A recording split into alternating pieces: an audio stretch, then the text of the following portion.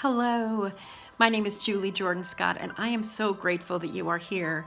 It is Thankful Thursday, and I'm going to share with you just a tiny tidbit of how to use your gratitude list to create your own personalized writing prompts. So here's the story.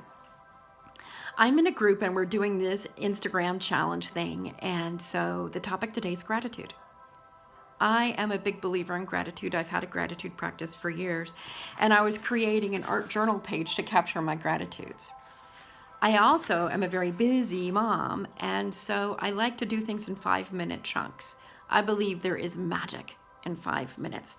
5-minute writing prompts are kind of my game. They're kind of my, what do they call that?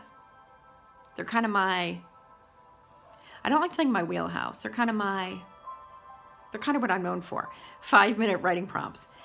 And so I was doing a 5-minute art journal page, and my daughter needed to get to her college class. So I took the art journal prompt and I said, "So what are you grateful for, Emma?" And she just started a litany of what she was grateful for. She's my kid, what can I tell you? And we had so much fun talking about what we were grateful for, and it's prompted quite a conversation.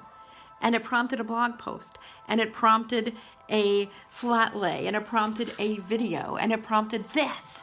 So what you do is you list your gratitudes. Look, I'm grateful I joined the Light It Up video group. So you take it. I'm grateful I wrote a poem yesterday. Now this can become a very rich, for me, writing prompt.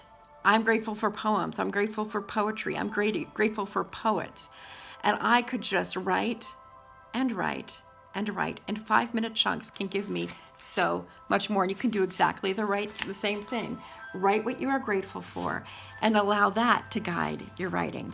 I'm Julie Jordan Scott. I am so excited that you are here. I'll be back soon with another video to talk some more about writing and the creative process. Subscribe to me if you'd like to be a part of that.